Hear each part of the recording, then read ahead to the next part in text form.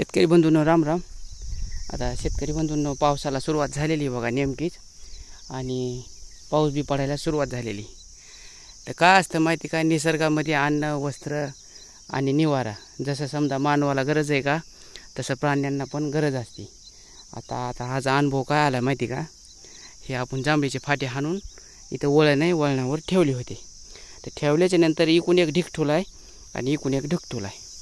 पण हे जे ढीग आहे का, ह्या ढिगाखाली काय झालं माहिती का, एक ईदभर खड्डा केलाय आणि त्या खड्ड्यामध्ये ससं बसलेलं। तर अक्षरशः ते ससं एक तर त्याच्या खाली पिल्ले असावा, नाही तर ते आजारी असावा, नाही तर मग ते पावसामध्ये झोडपलं असन तर त्याला का नाही त्याच्या वाटं निघू वाटाय नाही। तर मी जे समजा हे काढायलो का वरचे लाकडं, तर ते खाली गुर्र गुर्र गुर्र गुर्र आडत आहे बघा। म्हणजे ते आता आपल्याला प्राण्यांची भाषा काही कळत नाही, पण ते म्हणत असावा काढू नका अगर माझं घर मोडू नका असं म्हणत असन। तर ते काय उठायला तयार नाही बघा। आपल्याला बी त्याला काय त्रास द्यायचा नाही, काय नाही। आपल्याला काय करायचं होतं, आपला 5 HP सौर पॅनल बसवलाय आणि बसवल्याच्या नंतर त्याची कोपरीत का, त्या कोपऱ्याला 4 मेडी द्यायच्यात। 4 मेडी देऊन म्हणजे काय होईल, हवा खूप सुटती, त्या हवाने एक तर ते उपटायचा बी नाही आणि त्याला म्हणजे आधार पोहोचन, आणि खाली बी त्याला मजबूती पहिल्या मजबूतीपेक्षा थोडी का व्हायना काही ना थोडीफार मजबूती वाढेल। आता तुम्हाला मी ससं ते थोडक्यात दाखवण्याचा प्रयत्न करतो बरं का।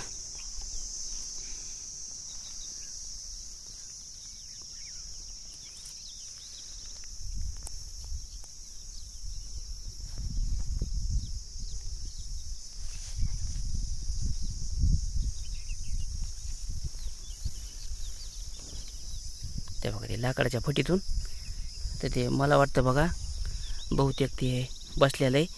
त्याच्या खाली एक तर पिल्ले असते, नाही तर मग हेच पिल्लू असन, पण जागा सोडायला तयार नाही बरं का।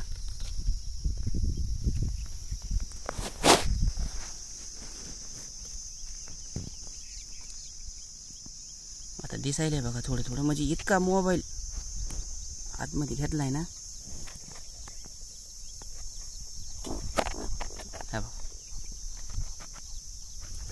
बघू शकता तुम्ही, त्याचा आवाज बी आलता। आता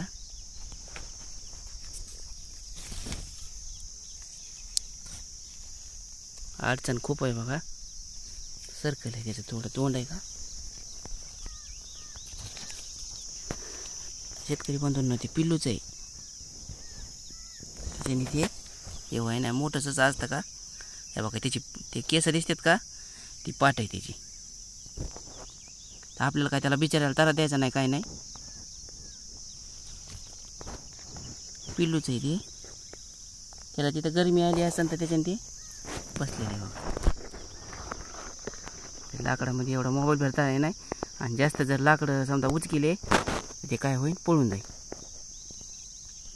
तर शेतकरी बंधूंनो व्हिडिओ बनवण्याचा उद्देश असा आहे की जेवढं होईल तेवढं हे निसर्गातले पशु पक्षी प्राणीत का, जे समजा आपल्या पिकाचं नुकसान करीत नाहीत असे जे प्राणीत का, त्यांच्या मात्र संसारामध्ये त्यांना मात्र हस्तक्षेप होईल, अगं डिस्टर्ब होईल असं आपल्याला वागायचं नाही बरं का।